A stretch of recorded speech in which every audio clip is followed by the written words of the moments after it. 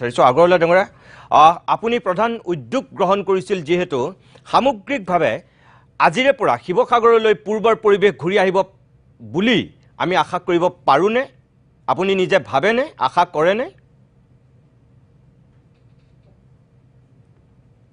আমি প্ৰথমে যিখিনি আজি যেটো ঘটনাটো ঘটিত হৈছিল সেইখিনি ঘটনাটো আমি হেক কৰিবলৈ কাৰণে মানুহৰ সন্ময়তা বনি থাকিব লাগে একজুটতা বনিব লাগে হাদা আমি আগৰ শিৱসাগৰত যেনেকৈ আগৰ যেটো মাহল আছিল হেতু আমি আকৌ শান্তিপূৰ্ণ যেটো আছিল হেতুকে ভাবিয়ে এটুক আমি আজি কামটো আগবাঢ়িছিলো মই আপোনাক এটা কথা কওঁ যে কেতিয়াবা ব্যৱসায়িক স্বাৰ্থত মানুহৰ মগজটোৱে বেলেগ কথা কয় মনটোৱে বেলেগ কথা কয় আজি আপোনালোকে যিখিনি কাম কৰিলে যদি আপোনালোকে হৃদয়ে নাই কৰা যদি মগজুৰে কৰিছে তেনেহলে কিন্তু আগন্তুক দিনত ইয়াৰ কৰবাত আকৌ বহি প্ৰকাশ ঘটিব হয়তো ব্যৱসায়িক স্বাৰ্থত যদি কৰিছে তেতিয়াহলে কথাটো সুকিয়া আৰু মনেৰে যদি কৰিছে তেতিয়াহলে কথাটো বেলেগ হ'ব মোৰ কথা হ'ল যে খুব অসন্তুষ্টি অভিমান লৈ আপোনালোকে এই কামটো কৰিলে নে খসাকে কিবা এটা বুজি পাই পেলাই কৰিছে মনত কোনো প্ৰকাৰৰ দুখ ভাৱ আমাৰ নাই এইখিনি যেটো ঘটনা ঘটিছিল আজি গোটে শিৱসাগৰ বাকবাকি কৰা ৰাইজৰ কাৰণে আজি আমি ক্ষমা খোজাটো কোনো ডাঙৰ কথা নহয় ক্ষমা খুজিব লাগে আৰু ৰাইজ আমাৰ জাগাত শান্তি আৰু সম্প্ৰীতি হিচাপত যেটিখিনি আমি ঘূৰাই যে লৈ আনিছো তাৰ কাৰণে আমাৰ কোনো মনত কোনো প্ৰকাৰৰ দুখ নাইতো আমিতো এটো যে হ'বলৈ আমি বিচাৰি আছিলো আজি এইখিনি আমাৰ জাতীয় 30টা জাতীয় সংগঠন আৰু প্ৰশাসনৰ যোগেদি যেটো আজি আমাৰ কামটো হ'ল শিৱসাগৰ ৰাইজৰ উপস্থিত হেতু হোৱাটোৰ কাৰণে আমাৰ কোনো মনৰ কোনো প্ৰকাৰৰ দুখ নাই আমি ভালে পাইছিলো যে আপুনি এটা কথা নাভাবেনে যে দুদিন পূৰ্বে যদি এই কামটো আপোনালোকে কৰিলেহেঁতেন বা একাংশ লোক যদি আগবাঢ়ি আহিলহেঁতেন কালিৰ পৰিৱেশটোৰ সৃষ্টি নহ'লহেঁতেন আজিৰ এই পৰিৱেশটো অসমৰ মানুহে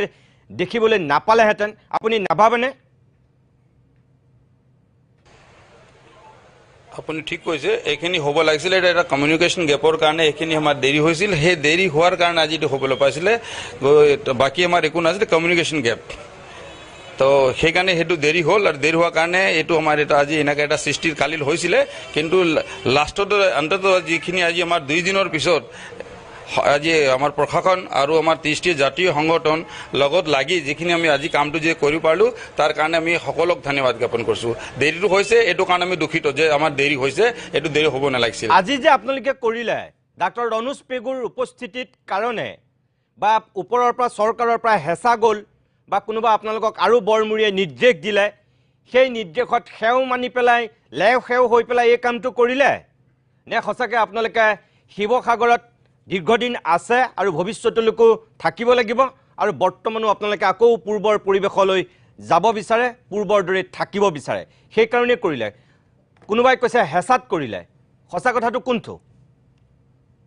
নহয় স্যাৰ কোনো চৰকাৰৰ পৰা হেঁচা দিয়া নাই কোনো আমাক বাধ্য কৰা নাই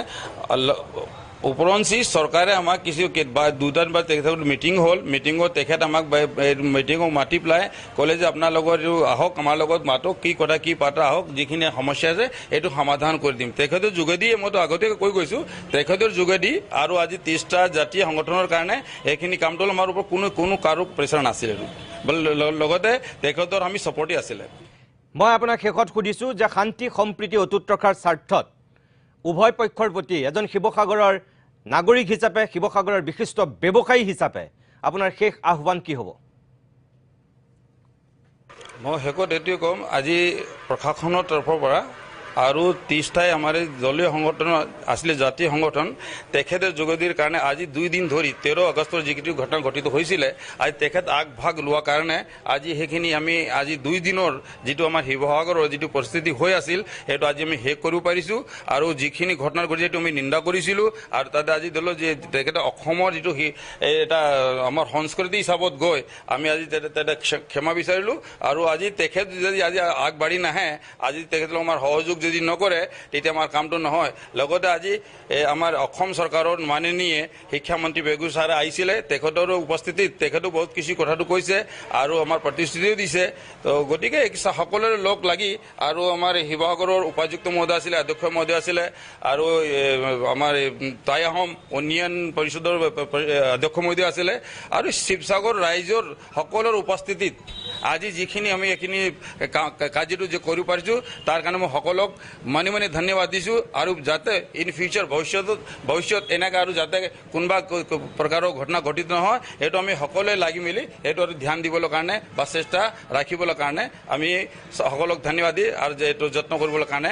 কোৱা হৈছে হয় মই বিনোদ আগৰৱালা আপোনাক ধন্যবাদ জনাইছোঁ এইখিনি সময় দিয়াৰ কাৰণে আৰু এইখিনি সহযোগিতা আগবঢ়োৱাৰ কাৰণে